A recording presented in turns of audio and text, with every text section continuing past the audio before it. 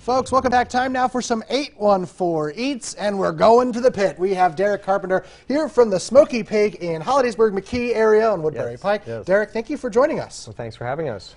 So you guys obviously are specializing in barbecue. Tell us a little bit about what the Smoky Pig has to offer. Well, we try to focus more on truly home-cooked type meals. We try to be as farm to table as possible. We're utilizing a lot of our own pork and chicken as much as we possibly can. Yeah, because you guys have a family farm up there as well. We do. We got the small farm out in Baker Summit where, like I said, we try to raise as much of our own stuff as we can. Awesome. So today you have the pit beef. And I think one of the most important things when you're barbecuing something or cooking some type of meat is the seasoning on it.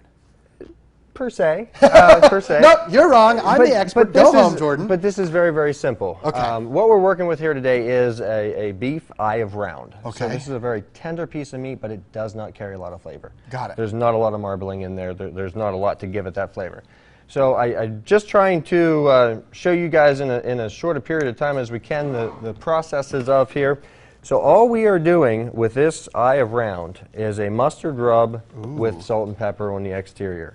That's all we're doing. It's very, very simple. We're being very liberal with the salt and pepper because, like I said, very little flavor, or this piece of beef is short in flavor. So we want to make sure that we're kicking something in there somewhere. Is there any preference on what type of mustard you use? Nope, not at all. So you can really use anything. That is just a plain Jane, regular yellow mustard. All right. If I don't have yellow mustard, maybe I'll use Dijon. It really doesn't make a difference. Dijon on there? Get a little French in the cuisine? I don't think that you add any different flavors at the end. So the Dijon is just fancy mustard. Let's get out of here. We're going to go with the normal mustard. Okay. So with not having the ability to bring the smoker and show a piece of meat on the smoker here for you today, this is what I decided to do. We'll show you what we do before it goes on. Something just like that. Beautiful. And then that piece of meat is ready to walk outside and throw it on the pellet smoker. So tell us about the process of smoking. How long do you have that piece of meat on there? This piece of meat's not going to smoke any more than about 2 hours. Okay. Low and slow is the name of the game on everything on the smoker.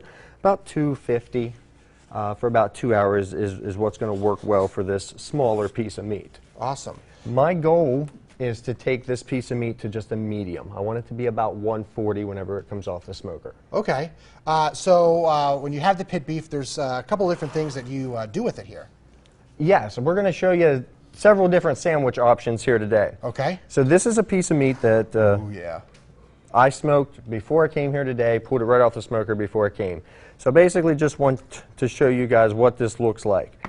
Now, back at the restaurant, of course, I'm going to run this across my smoker. Yes. But I'm that. sorry, I'm going to run it across my slicer, Oh. which is going to give me nice thin slices.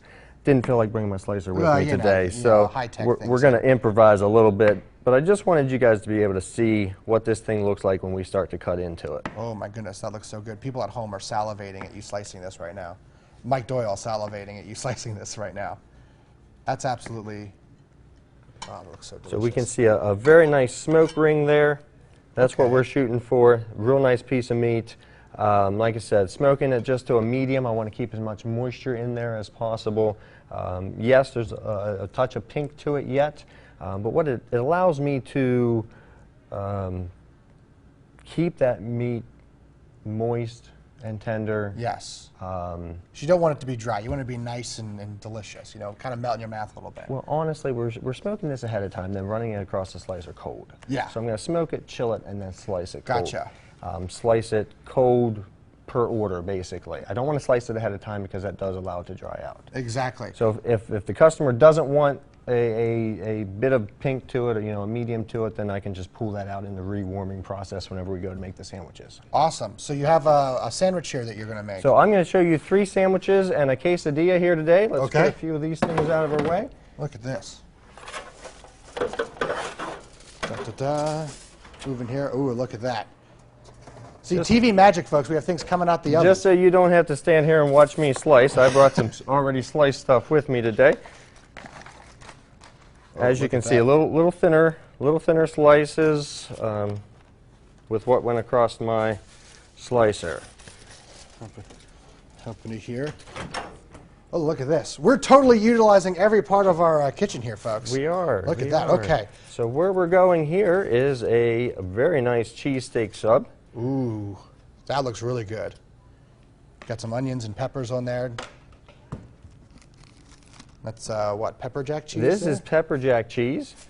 Now, of course, in the restaurant, I give the customer a choice of cheese. And what I'm going to do is just stick this in here and let that cheese melt down. So we got about 45 seconds here.